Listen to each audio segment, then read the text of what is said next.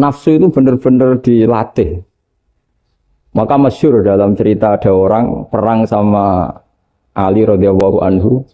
Ketika perang ini sangat semangat. Tapi ketika orang itu meludahi dan Sayyidina Ali ini tersinggung karena diludahi, Sayyidina Ali langsung angkat tangan. Sudah perangnya nggak usah diteruskan. Karena saya marah sama kamu sekarang demi nafsu karena kamu meludahi saya. Padahal saya tadi motifnya demi Allah dan Rasul. Jadi sangat tipis bedanya kita emosi karena diri kita dan emosi karena Allah dan Rasul. Sehingga ketika diludahin ini terus beliau mikir jangan-jangan perang saya karena saya diludahi. Nah yang hilang dari peradaban modern adalah Allah itu tidak begitu hadir di hati kita. Saya sering cerita di mana-mana teks hadis itu sebenarnya berbunyi gini, ini hadis sahih. Mangka na yu'minu billahi wal yaumil akhir fal yukrim jarahu. Ada yang fal yukrim jarahu dhaifahu, ada yang fal yakul khairan aw yasmut. Siapa yang iman dengan Allah dan Rasul maka harus memuliakan tetangganya, memuliakan tamunya. Dulu itu ada seorang ulama dipanggil anak muda, dibully dari sekarang. Wahai kiai, datang ke rumah saya. Datang kiai itu. Setelah sampai ke rumah orang itu, silakan kiai kembali ke rumahnya. Saya tidak butuh kiai. Kiai itu dengan riang kembali. Setelah di rumah dipanggil lagi. Pak Yai, silakan datang ke rumah saya. Datang lagi. Ya senyum-senyum kiainya santai. Wah nggak jadi butuh Pak Yai. Silakan kembali lagi. Sampai 3 kali. Oh itu kalau rektor digitukan marah itu. Dosen marah. Kiainya santai. Santai senyum-senyum rileks. Ketika ditanya, kenapa Pak Yai tidak tersinggung? Jawabannya unik. Anak muda, saya ini senang sekali nuruti perintah Allah, disuruh menghormati tetangga. Sehingga ketika Anda manggil, ya saya datang. Ketika Anda nyuruh pulang, ya saya pulang. Saya senang sekali nyenangkan tonggo. Dan itu perintah Allah, jadi tidak ada hubungannya dengan kamu. Wah, pemudanya nangis minta dimaafin. Kalau kita kan enggak, kita ini dosen, kiai, mungkin kita doktor, mungkin kita profesor. Tapi kita ini sering didikte oleh orang bodoh. Kalau orang bodoh itu jengkel, lo kita ya jengkel. Lo kamu jengkel, dijengkelkan orang bodoh itu namanya terdikte. Itu bodoh apa pinter? Oh itu tidak pinter sama sekali. Kalau betul-betul kamu pinter, hanya bisa didikte oleh Allah Subhanahu wa Ta'ala. Jadi antara hukum Allah apa? Wa ahsin man asa'a ilaika. Berbuatlah baik sama orang yang berbuat buruk sama Anda. Itu dikteannya Allah. Kalau dikteannya orang-orang bodoh kayak dimangkel ben mangkel, terus kamu mangkel. Itu bodoh apa pinter? Nah, problem kita kekinian adalah wong pinter, wong bodoh itu bodoh-bodoh bisa didikte oleh sekelilingnya. Terus karuan wataknya perempuan seperti itu, wataknya anak-anak seperti itu, kita didikte. Anak-anak jengkelin kita mangkel, berarti kita didikte oleh orang bodoh. Makanya agama itu unik, kadang ngendikan wa ahsin man asa'a ilaika, kadang wasil man qata'aka, sambunglah orang yang memutus kamu. Karena dengan demikian kita hanya didikte oleh Allah Subhanahu wa Ta'ala, bukan didikte oleh hukum sosial. Cara Jawane nak ngapiki tangga sing apik akeh tunggale. Berbuat baik sama yang berbuat baik pada kita itu, mbok orang fasik ya seperti itu, maling ya seperti itu, sama. Tapi kalau berbuat baik sama orang yang berbuat jelek sama kamu itu baru luar biasa. Dan memang teksnya hadis wa ahsin man asa'a ilaika. Berbuat baiklah sama orang berbuat buruk sama kamu. Jadi enggak boleh orang didikte. Makanya ngaji di sini diantaranya saya akan cerita dalam sebuah hadis sahih, dalam hadis hasan yang diriwayatkan Imam Tirmidzi, ada kalimat dari Rasulullah sallallahu alaihi wasallam. Dawe Nabi, la takunu imma'atan, taquluna in ahsanan nasu ahsanna, wa in zolamu zolamna. Walakin watti'u anfusakum in ahsanan nasu antuhsinu, wa in asa'u alla tazlimu. Kamu jangan jadi orang yang mudah diombang-ambingkan oleh orang sekeliling kamu. Yaitu kamu mengatakan, jika orang baik ke saya akan baik, jika orang buruk ke saya juga akan membalas buruk. Itu namanya Anda didikte. Tapi berkomitmenlah kamu akan berbuat baik meskipun orang lain berbuat buruk. Nah sekarang logika sosialnya begini. Kalau di Indonesia itu ada 1000 kiai, ada 1000 profesor yang ingin membenahi Indonesia. Rata-rata orang awam itu semau gue. Terus mereka mendikte kita. perilakunya nggak simpatik, perilakunya jengkelin. Terus 1000 profesor ini ikut jengkel. Itu kira-kira jadi solusi apa goblok bareng? Sama 1000 kiai ini ikut jengkel. Ini jadi solusi apa goblok bareng? Goblok bareng. Nah problem sekarang kita ini biasa didikte orang bodoh. Nah makanya ciri khas orang muslim itu kata Nabi mangkana yu'minu billahi wal yaumil akhir. Jadi baik tetangga karena perintahnya Allah dan Rasul. Pentingnya apa? Bedanya karena berbuat baik ini perintahnya Allah, mbok tonggo apik lah kita tetap apik karena perintahnya Allah dan Rasul. Begitu juga dengan hubungan dengan istri, dengan anak. Mbok bojomu lagi cerewet lah kita tetap apik.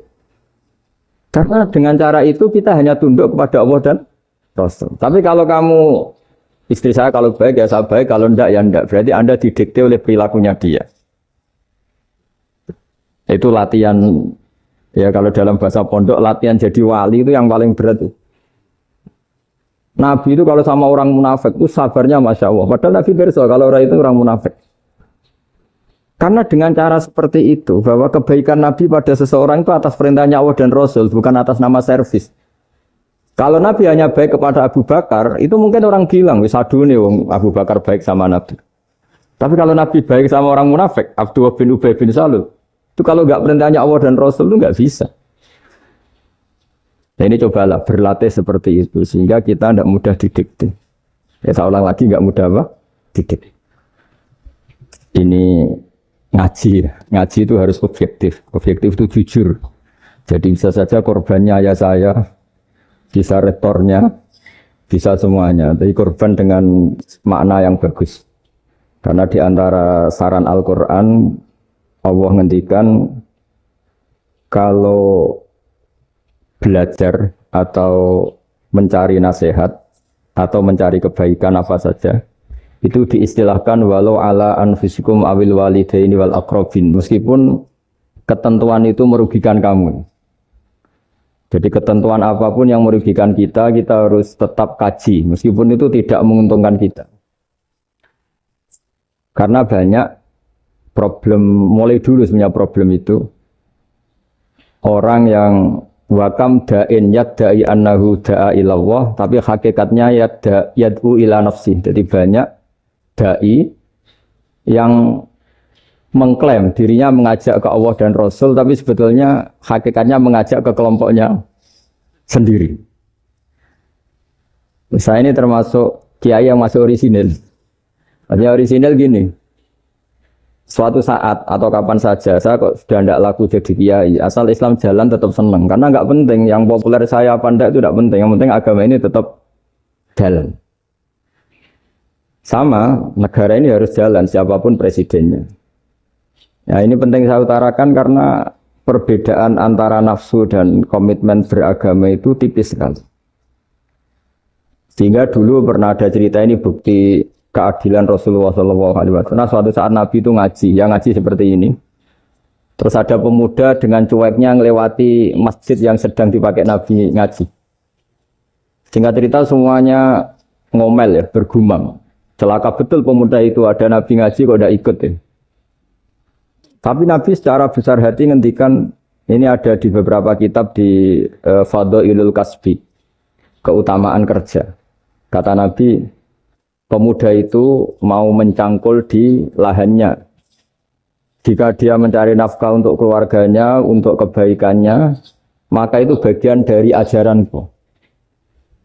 Jadi Nabi berbesar hati bahwa kerja seperti itu bagian dari ajarannya. Jadi tidak harus datang ke majelis ngaji. Dan bisa saja yang sedang hadir itu ya orang yang dari istrinya minta belanja, dari ngaji terus benar dituntut belanja kan gitu. Mungkin anak-anak UMM yang kesini daripada tengok-tengok yang Malang bosan jalan-jalan ke rumah. Tapi nggak mesti benar juga niatnya gitu. Nah kemudian yang perlu dicatat, kenapa kita menjadi enjoy dengan Islam? Islam itu adalah agama yang tidak didikte oleh materi. Jadi kalau Anda ingin makan enak, mungkin kalau pikiran kebanyakan orang, anak-anak muda yang milenial, yang gaul, ingin makan enak ya makan yang disukai. Misalnya sate atau bakso Malang atau apa. Kalau orang-orang yang jadi wali gak gitu cara berpikir. Ini yang masih orisinil. Ditanya, ini dunia baru kesulitan makanan, baru resesi. Cara makan enak gimana? Jawabannya lucu. Ya gampang, idamuhu alju. Idam itu lauk. Kalau kamu ingin makan lauknya paling enak apa? Alju. Kamu harus lapar banget. Sampai kalau puasa itu melihat tempe itu wah, luar biasa. Tapi kalau kamu nggak puasa, air putih itu nggak menantang. Tapi kalau puasa, tempe air putih itu menarik dan Anda tetap lahap. Apa? Karena lauk terbaik adalah alju, yaitu lapar. Nah, tapi kita ini enggak, kita ini kayak orang bodoh. Kayak orang bodoh tadi, profesornya makan nyaman ya kalau sesuai selera. Nah, itu kan sama dengan anak-anak ABG. Anak ABG itu makan lahap ya kalau yang disukai. Lalu bedanya apa ABG sama profesor? Kalau cara berpikir masih sama kan itu. Kiainya juga gitu. Kiai makan enak kalau yang disukai, kalau enggak ada. Lalu bedanya apa kiai sama orang awam? Orang awam juga gitu, makan lahap ya kalau yang disukai. Nah, ternyata perilaku kita ini yang pintar sama yang bodoh sama, Mas. Kalau kamu ingin berkasta lebih baik, itu cara makan enak itu apa? Idamuhu al-ju'. Lauk terbaik adalah karena kita sangat lapar. Makanya masyhur dalam cerita-cerita tarikh sirah nabawiyah. Nabi diberi hadiah, beberapa hadiah. Di antaranya ada yang diterima, ada yang enggak. Termasuk yang dikembalikan itu dokter.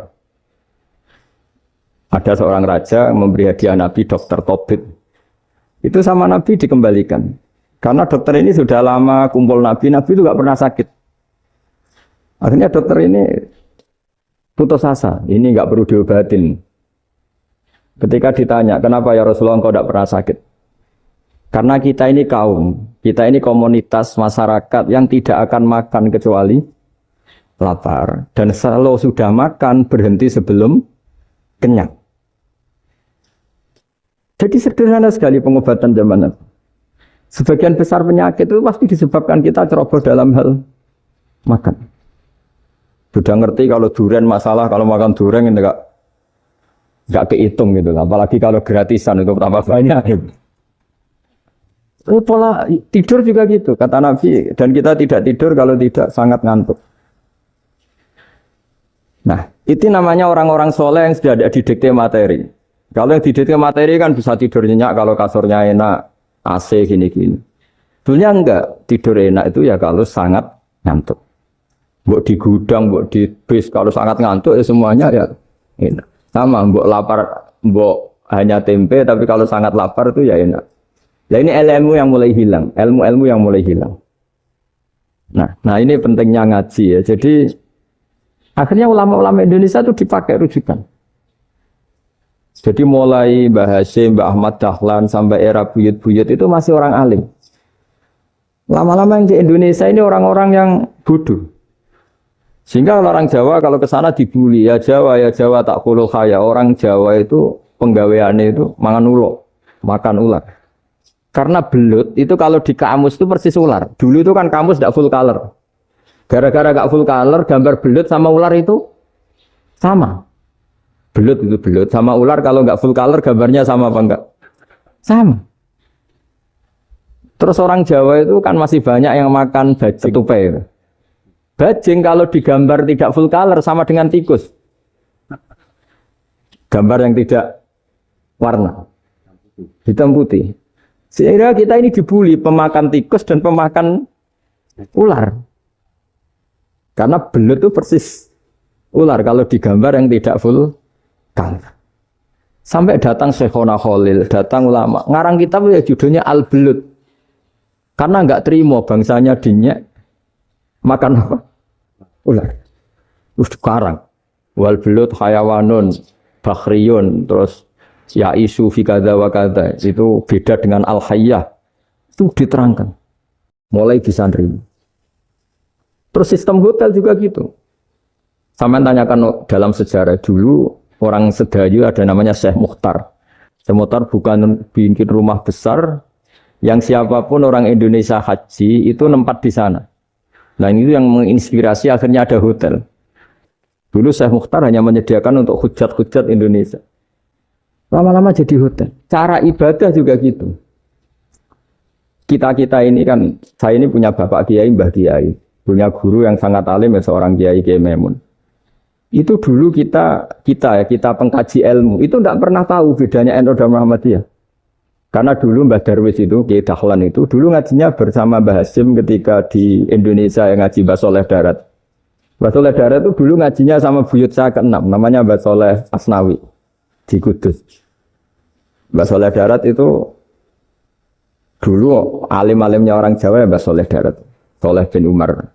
Tempatnya di Semarang, tapi beliau itu sebenarnya orang Jepara yang dekat Kudus. Setelah di Mekah, Mbah Hasyim ini mondoknya ya, mulazimnya ke Syekh Mahfud Termas. Tapi sesekali ke Syekh Khotib Minangkabau. Nah yang Mbah Ahmad Dahlan lebih sering ke Syekh Khotib Minangkabau, sesekali ke Mbah Mahfud. Singkat cerita, karena Syekh Khotib Minangkabau sudah modern ya, terlibat organisasi dunia. Pas itu beliau pengagum Muhammad Abduh, pengagum Rasid Ridho. Sehingga bawaannya Mbah Dahlan itu lebih pergerakan, karena beliau lebih mengidolakan Syekh Khotib. Nah Syekh Khotib sendiri sebenarnya orang Minangkabau. Jadi beliau namanya Muhammad saja sebetulnya. Jadi menantunya orang Arab. Oh itu dicibir mertuanya ini, karena punya mantu orang Jawa, orang ndak Arab. Singkat cerita terus, di mertuanya bilang gini, kamu jangan pernah bilang kalau orang Arab itu mansa kanal Arab, orang yang bertempat di Arab. Walakin mantakallama bi arabiyyin fasihin, tapi orang bisa ngomong Arab secara fasih. Singkat cerita, kalau kamu tidak percaya, nanti suatu saat menantu saya kalau Jumatan, tidak usah kamu kasih tahu, langsung suruh jadi khotib. Tidak usah kamu kasih tahu, sarannya tidak usah kamu kasih tahu. Kalau sekarang kan enggak. Kalau dosen mau jadi khotib kan mengumpulkan materi dulu. Lucunya di antara materinya itu dari TV. Makanya jadi ribet kan khutbah sekarang. Kalau musim corona ya akan ngomong corona, musim apa yang ngomong apa. Jadi lagi-lagi didikte oleh media. Sebenarnya kalau ngomong kan sesuai kebutuhan umat, ini obatnya apa. Tapi enggak sesuai trending topik, itu kan kayak anak-anak gaul. Jadi ini dokter kok gitu kan aneh. Singkat cerita si khotib ini enggak dikasih tahu, saya Muhammad tadi enggak dikasih tahu, langsung disuruh khutbah. Fatakallama bikalamin fasihin. Dia ngomong fasih sekali. Bahkan ngalah-ngalahi fasihnya orang Arab asli. Semenjak itu beliau dapat gelar Al-Khotib, orang yang cakap berpidato berkhutbah. Ya terus dia khotib Al-Minangkabau. Jadi orang Indonesia itu luar biasa. Dulu yang namanya orang Indonesia di Arab Saudi itu dihormati sekali. Karena yang ke sana itu pasti ulama. Sudah alim di Indonesia ke sana, termasuk Mbah Ahmad Dahlan. Mbah Hasyim dulu karena sama-sama muridnya Mbah Soleh Darat. Lama-lama yang ke sana itu TKI TKW itu ya mulai agak dibully. Dulu Syekh Nawawi di antara ijtihad yang dihormati itu beliau mengkritik nyuwun sewu orang yang kan orang biasanya normalnya kan muji orang mati syahid. Hebat orang mati syahid itu hebat gini. Oke, kita sepakat orang mati syahid itu hebat. Tapi kata Imam Nawawi dengan syarat niatnya itu li'ila'i kalimatillah dan itu bawaan takdir. Saya ulang lagi, itu bawaan takdir, harus mati di medan perang. Tapi tidak boleh seseorang ini niat perang tapi niatnya supaya syahid. Karena kalau begitu berarti dia berniat supaya menjadi maktulal kafir, orang yang dibunuh orang kafir. Kedua, dengan dia mati berarti pasukan Islam berkurang. Berarti dia ingin pasukan berkurang, hanya ambisinya dia ingin langsung ke surga. Misalnya pasukan orang Islam itu 10, orang kafir 10. Kalau kamu ingin syahid berarti mati 1 kan, tinggal 9 kan. Nah kalau yang seperti itu 10 kan mati semua. Gara-gara ingin syahid, akhirnya perang rapati tenanan, benang mati, benang lebu. Kata Syekh Nawawi, ya enggak. Kalau kamu perang sama orang kafir, ya niat menang. Dengan niat menang ini, kamu ingin li'ila'i kalimatillah. Tapi kalau kamu ingin syahid, berarti kamu menuruti keinginan nafsu kamu yang cepat masuk surga. Itu orang Arab kagumnya bukan main. Karena di mana-mana orang itu dinilai dari niatnya. Paham ini ya? Tapi perang loh ya, dalam kondisi perang, bukan teroris. Perang itu artinya orang kafir yang ingin bunuh kita, itu perang namanya apa? Perang. Dulu orang cerita syahid itu hanya pokoknya syahid itu hebat, pokoknya syahid itu hebat. Syahid di medan perang itu hebat, pokoknya syahid di medan perang hebat. Tapi ketika Syekh Nawawi memberi penjelasan ilmiah, Jika kamu perang ingin cepat mati, ingin cepat syahid, artinya ini untuk pemenuhan diri kamu karena kamu bayangkan langsung masuk surga. Kamu lupa bahwa dengan kamu dibunuh kekuatan Islam berkurang. Akhirnya beliau memberi penjelasan. Syahid itu bagus, itu sebagai takdir. Hanya takdir itu kita perang yang ingin menang, tapi takdirnya mati. Jangan dibalik. Oleh perang rapati tenanan, benang mati, namun itu yang pertama, terus ulama yang pertama memberi penjelasan itu Syekh Nawawi. Akhirnya melahirkan kekaguman yang luar biasa dengan tafsir Munirnya itu. Terus beliau itu orang yang rileks kalau menjelaskan ilmu. Ini ya juga guru-gurunya Mbah Hasyim, Mbah Guru sama Mbah Hasyim, sama Mbah Ahmad Dahlan Syekh Nawawi. Jadi dulu yang alim di Arab itu ada Syekh Nawawi, ada Syekh Khotib Minangkabau, ada Syekh Bakir Jogja, ada Syekh Mahfud Termas. Itu orang Indonesia banyak sekali yang alim. Bahkan di antaranya yang dikagumi Al-Azhar itu juga orang Indonesia, nama Syekh Abdul Manan, itu mbahnya Syekh Mahfud Termas. Itu pertama ada duta besar Indonesia di Mesir, itu termasuk barokahnya Mbak Abdul Manan tadi, itu juga orang Indonesia. Jadi pemahaman ulama Indonesia itu khas, termasuk ketika memaknai apa? Syahid. Ketika memaknai apa? Syahid. Itu unik. Ketika Syekh Nawawi diuji dulu itu yang namanya ulama diuji dulu oleh 100 ulama. Jadi dulu ya ada kompetisi. Imam Bukhari diakui jadi ahli hadis itu diuji oleh mi'atu muhaddisin, 100 orang ahli hadis. Sanad dibolak-balik, matanya dibolak-balik, tapi beliau tetap bisa mengembalikan proporsi sanad itu. Syekh Nawawi pernah diuji gini. Ayul afdol al ulama awis salatin. Keren mana ulama sama raja atau sama orang-orang kaya, sama penguasa? Ya keren ulama. Dibully sama orang. Tapi setahu saya banyak ulama yang antri di rumahnya raja. Tapi saya tidak tahu melihat raja antri di rumahnya ulama. Ya, kan kebanyakan kan mungkin ustadz atau kiai yang antri ngajukan proposal kan. Kan enggak. Nah kalau raja kan enggak pati itu. Malah enggak usah antri. Kiainya sudah nyambut sebelum datang. Jawabannya lucu Syekh Nawawi itu. Dan yang tanya itu langsung diem. Ya karena ulama itu tahu fungsinya uang. Sehingga cara nyari sampai seperti itu. Sementara raja-raja itu tidak tahu fungsinya ilmu, makanya tidak pernah sowan ulama. Sehingga, jadi ya dianggap enteng saja. Ulama kan tahu fungsinya uang, tahu untuk pondok, tahu masjid. Sementara raja tidak tahu fungsinya ilmu. Jadi itu khas Jawa ya, khas Jawa, khas Indonesia. Apa-apa yang menurut orang banyak dengan tanda kutip itu buruk atau baik, itu orang Jawa menafsirkan tuh gampang saja. Sehingga semenjak itu Jawa itu dipandang betul. Saya punya kitab namanya Qadhayal Haji wal Umrah. Itu terbitan Hayatul Ulya Arab Saudi milik Wahabi. Itu diantara fatwa yang dipakai untuk solusi muskilatul haji, problem-problem haji kekinian. Itu fatwanya syekh-syekh yang dari Indonesia. Termasuk Syekh Khotib Minangkabau, Syekh Nawawi Banten, Syekh Bakir Nur Jogja. Misalnya begini, dalam fatwa-fatwa yang menyulitkan kita ya, sampai sekarang jadi perdebatan. Ketika Safa dan Marwah itu dengan batas tertentu, saya ulang lagi dengan batas tertentu. Mau tidak mau atas nama kebutuhan, itu kan butuh perluasan. Karena kalau naik turun itu mudah disepakati ulama. Jadi misalnya gini ya, saya punya tanah seluas ini. Pasti orang akan mengatakan sampai bawah ya tanah saya, sampai atas tanah saya. Itu mujma' alaih, itu disepakati. Sehingga Nabi ngendikan al-Ka'bah min tuhumil ardi ilas sama Ka'badun. Ka'bah sampai ujung bumi, sampai ke aras semuanya Ka'bah. Sehingga ada perdebatan ulama ketika Masjid Haram ditingkat, kemudian yang di atas sholat. Tetap dia menghadap Ka'bah. Tidak harus dulu melihat di bawah, enggak. Karena Ka'bah sampai langit, sama, tanah Anda kamu tingkat sampai 10, enggak ada tetangga protes. Karena bawah sampai atas tanah Anda. Tapi kalau diperluas, tanah Anda kamu luaskan setengah meter saja atau 3 cm saja, iso geger mbek tonggo. Karena di mana-mana batas itu ya tadi. Kalau atas bawah miliknya, kalau samping enggak. Pertanyaannya, perluasan Mina itu ke samping. Perluasannya matof, yang mas'ah itu juga ke samping. Geger kan ulama dunia. Bagaimana hukumnya mina jadid? Mina yang diperbarui atau mina yang diperluas.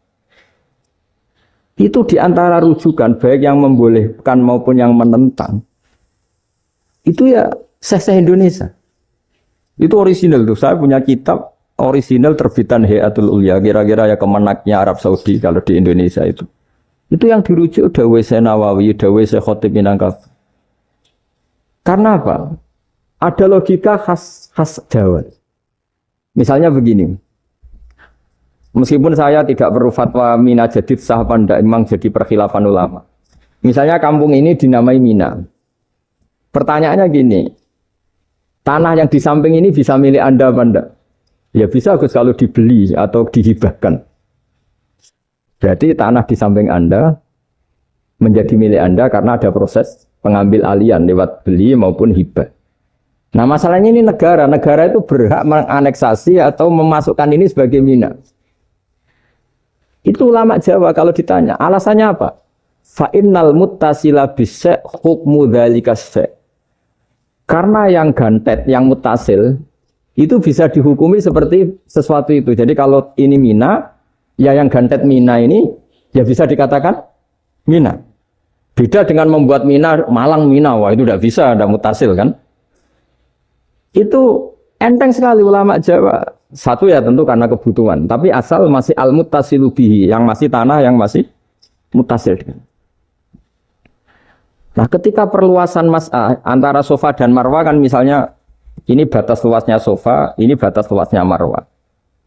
Lalu atas nama kebutuhan, sofa marwah itu sampai sini. Sampai agak meluas ke sini. Itu geger Arab Saudi. Wah ini gimana. Padahal tawaf itu harus antara gunung Sofa dan gunung Marwah. Sa'i itu ya. Tapi kalau istilah Quran memang tawaf sama-sama. Makanya apa? Inna Sofa al-Marwata min sa'airillah faman hajjal baita wa i'tamara fala junaha alaihi ayyat tawafati. Nah, jadi kalau istilah sa'i di Quran itu masih tawaf. Karena harus ada, kalau bisa lah, bukan harus. Kalau bisa memang harus ada unsur muternya. Kita kalau sa'i kan dari sini Sofa sampai sini Marwah, terus kan agak muter ke sini, nah, kan agak membentuk lingkar. Nah, makanya Quran tetap mengistilahkan apa? Tawaf. Jadi bukan sini ke sini, terus sini ke sini kan enggak, tapi sini sampai sini, terus muter kan, terus sini. Jadi antara setar dan selama ini prakteknya kan gitu ya. Sofa ngambil sini, terus ke sini, terus agak muter. Nah, karena ada unsur agak muter ini, terus orang menyebut apa? Tawaf. Tapi itu bukan syarat sah, ini cerita ideal. Saya ulang lagi ya. Gunung Sofa itu puncaknya atau pucuknya kalau dalam bahasa Jawa itu ya hanya segini, ini sampai sini. Nah, kelompok Islam yang fikih keras nggak boleh diperluas karena Allah memilih tempat ini itu spesial, jadi nggak boleh ke yang lain. Tapi ketika kebutuhan mendesak, mau tidak mau harus diperluas. Itu jawabnya Kiai Jawa lucu. Gunung sing ketok iku sing dhuwure tok. Sikilane luwih ombo. Berarti karena kita kan gunung kan bentuknya gini. Nah, sofa yang kecil itu yang atasnya, tapi sikilannya sini kakinya lebih luas. Jadi boleh perluasan asal tidak melebihi kakinya. Ya dihitung ya lebih luas. Jadi Kiai Jawa itu kayak wong delok gunung Penanggungan, kayak gunung Arjuna. Di mana-mana puncak gunung itu lebih kecil timbang kakinya. Artinya diperluas ini bukan berarti tidak di sofa dan tidak di itu khas Kiai Jawa. Jadi jangan kira orang Jawa itu udah hebat-hebat sekali. Termasuk perkembangan hotel di Arab Saudi. Itu dulu sebelum ada hotel. Buyut saya kelima atau keenam dulu haji, namanya Badur Rahman. Itu kalau mau ingin apa ya, menghindari terik matahari itu masuk gua. Itu masuk gua itu hanya separuh badan, kakinya di luar. Jadi jangan bayangkan kalau gua di Indonesia kayak gua Akbar di Tuban orang bisa masuk jalan-jalan, enggak. Gua di Arab tuh kayak cepitan batu, tidak sampai masuk. Sehingga kepalanya dimasukkan, kakinya masih kena matahari. Saking panasnya Arab Saudi. Sehingga dalam bayangan hijrah ketika Nabi bersembunyi di gua apa? Sur, itu kata Abu Bakar, kalau orang kafir melihat kakinya pasti melihat kita karena nggak bisa masuk penuh. Jadi orang itu mau dempes tok. Sehingga ya kira-kira luasnya gua paling segini. Makanya guyonannya kiai-kiai itu untung nggak kayak gua Indonesia. Kalau kayak gua Indonesia laba-labanya capek karena luas kan.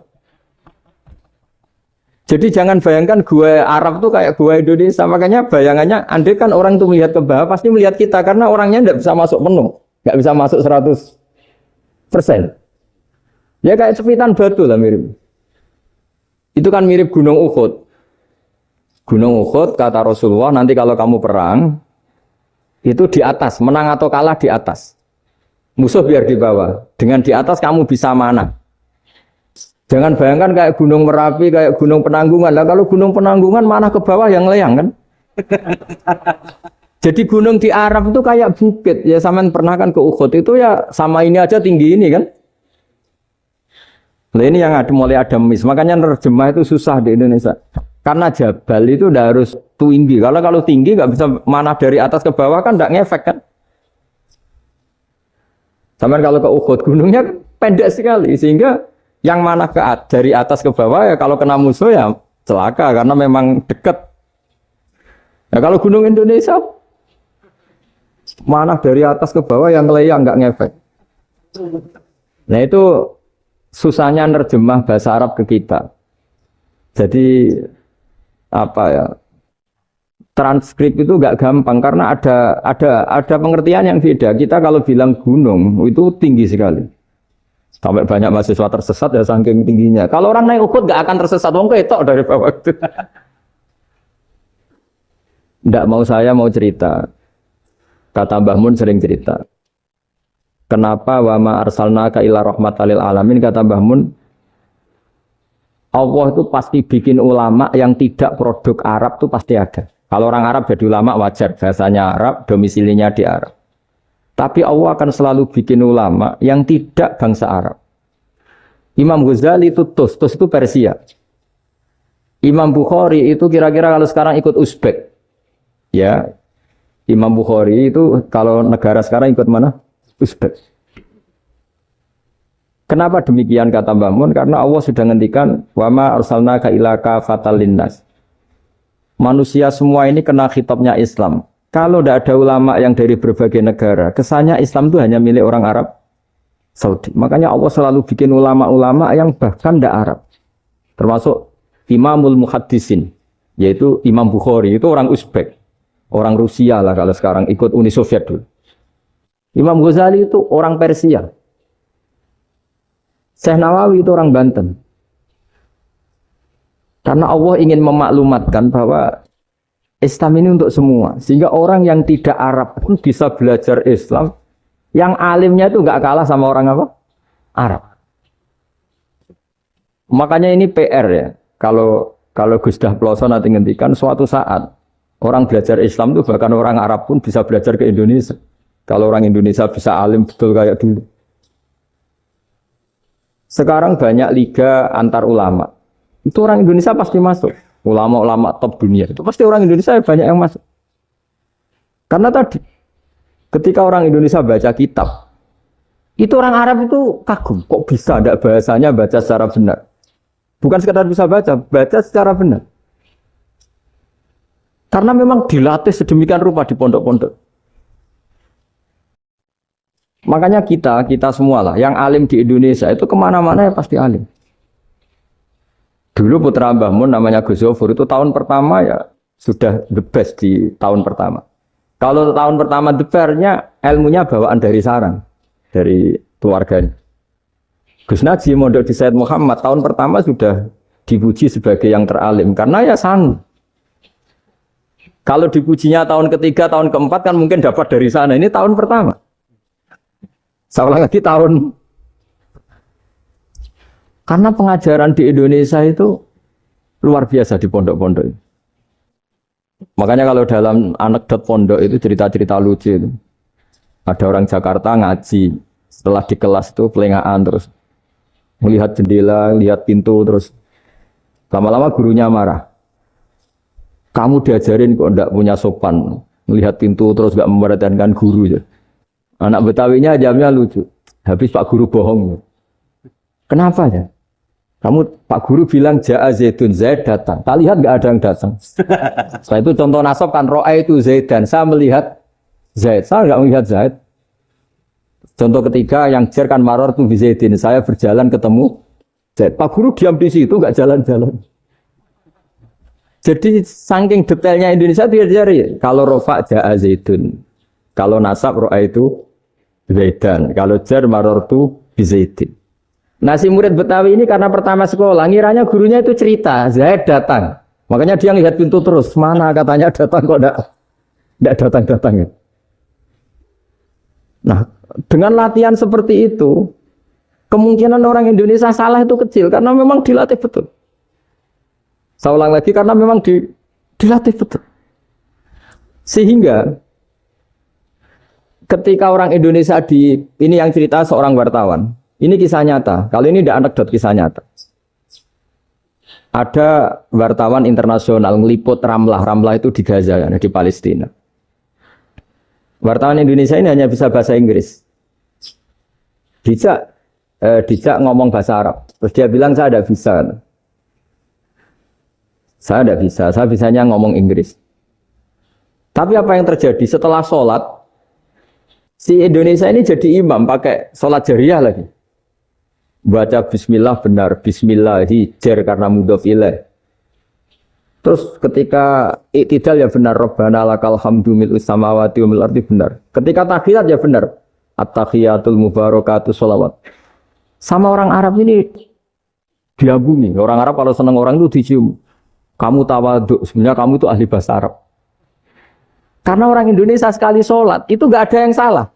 Meskipun benarnya karena hafalan, tapi bagi yang ahli nahwu itu hebat. Misalnya kita kalau menghafalkan kan bismillahi, bismi jar karena ba, Allahi jar karena mudhof ilaih, ar-rahmani jar karena sifat, ar-rahimi karena sifat. Alhamdu rofa karena mubtada, lillahi jar karena ada huruf jarli, robbi jar karena sifat. Sebetulnya enggak karena pinter, tapi karena hafalan.